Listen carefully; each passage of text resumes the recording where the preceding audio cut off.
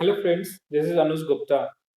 So in today's session, I'll talk about numbers. So number is like one of the very core topic of maths, and it is very important for all the competitive exams and even for the ninth and 10th standard students. So let's start without further ado. So numbers are divided into two parts. One is real and then imaginary.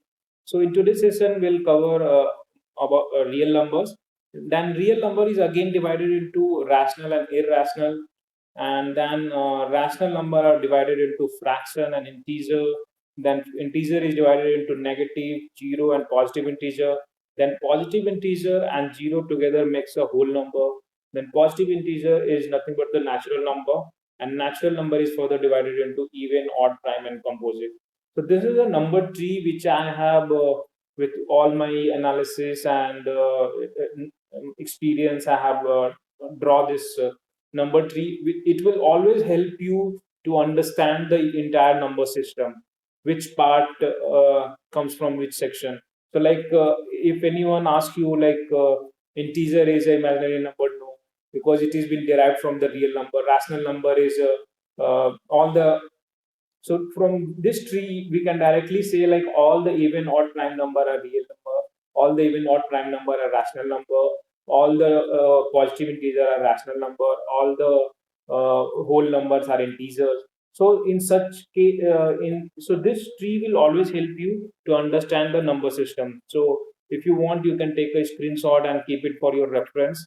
Now I'll discuss in more detail for like real number. So any number which can be represented on number line is a real number. So this is a number line. So which like from minus infinity to plus infinity, any number which you can represent on this line is called a real number. Then we have a rational and irrational. So rational number are nothing but the numbers which can be represented in the form of p by q. So here we have to concentrate that p and q both should be integer. Then only we can say that number is a rational number. For example, 1, 2, and so on. Now, many times a student get confused like how come 1 and 2 is a rational number because it doesn't have a denominator or it is not in the form of p by q. But for your reference, I have written like 1 is nothing but the 1 by 1. So whenever are no number written in the denominator, it is understood that 1 is there in the denominator. So that's why it is understood that all these numbers are in the form of p by q. Now coming to the terminating decimal. So all these fractions are also a rational number because these fractions can be converted into the p by q form. Like 0.75 is nothing but p by 4. Then this repeating decimal number like 0.666 nothing but the 2 by 3. So all these number are also a rational number. Now coming to the irrational number. So irrational number is nothing but the opposite of rational number. So we can say like the numbers which cannot be represented in the form of p by q is called a irrational number. Like for root 3 by 2, pi. So pi is like a very pi is a very big topic itself to talk about. At the last of this video, I will talk about that as well. So bear with me till the end of the video, and you will have some interesting fact about pi.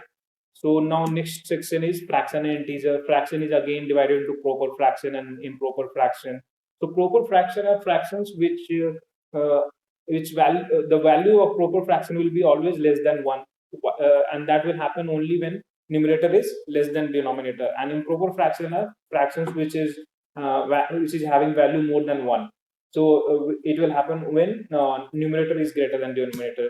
Then we have integer. Integer is again divided into positive integer, negative integer, and zero. Then we have a natural and whole number. So whole number is nothing but the when you add a zero in the natural number family is called a whole number. And natural number is numbers which we use in our day-to-day life, like for counting purpose. So we always start the counting from 1, 2, 3, and so on, right?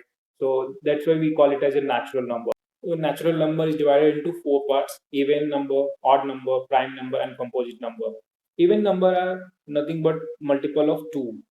So all the number which is multiple of 2 are even number. Odd number is opposite of even number. Those number which is not multiple of 2 is called a odd number, and Also, you can identify like number ending with 1, 3, 5, 7, or 9 are always an odd number.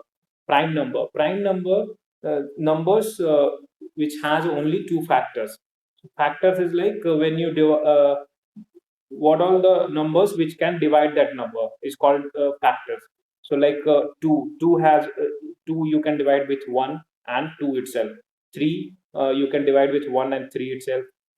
5 1 and 5 itself. 7 and 1 and 7. So basically we can say that numbers which has a only two factor, one and number itself, so those numbers will be considered as a prime number. Many time students gets confused like why one is not a prime number, because it has only one factor, it doesn't have a two factor. So to for prime number it should have exactly two factors, it should not be less than or greater than two factors. Then we have a composite number. Composite numbers are numbers which has more than two factors.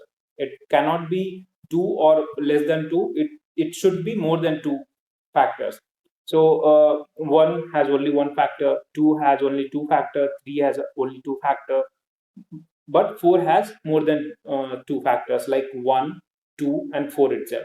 So there are three factors. For six, we have a one, two, three, and six, four factors. So all those numbers which has more than two factors are called a composite number. Then these are some facts about the even and odd number. So the gist of these all formulas are like you can say that uh, in for addition and subtraction, only when you are adding even or odd number, even and odd number, you'll have an odd number as an output. And in the multiplication case, when you multiply with odd and odd, then only you'll have odd, else in all the other cases you'll have an even number.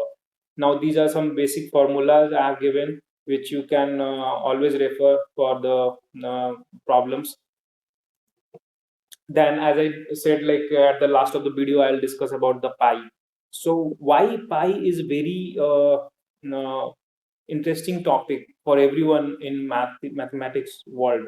Like for details, pi, it is defined as the ratio of circle's circumference to its diameter. So for example, like this is a circle and the diameter of the circle is d and the circumference is c. So the pi we can define as a c by d, right? And d is nothing but the 2r, like twice of the radius. Then from here we can derive a formula, c equal to 2 pi r. So c is nothing but the circumference of the circle. So that's how the formula of circle has been invented. And then we have a value of pi as 3.14159.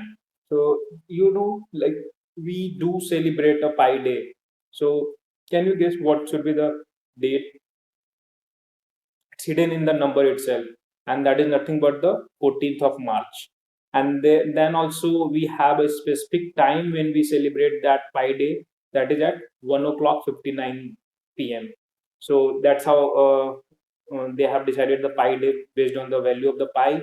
And there are still no one has ever calculated the exact value of pi.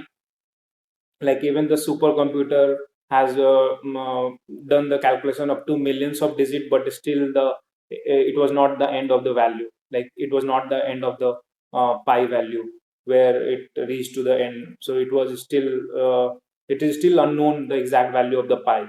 So basically, like in our day to day mathematics calculation, we use pi equal to 22 by 7. That is not nothing but just the rough or the approx value of the pi, but it's not the exact value of the pi. So that's it, guys. Let me know your feedback, and if you have any doubt, post your doubt in comment section. And thanks for watching the video. See you soon.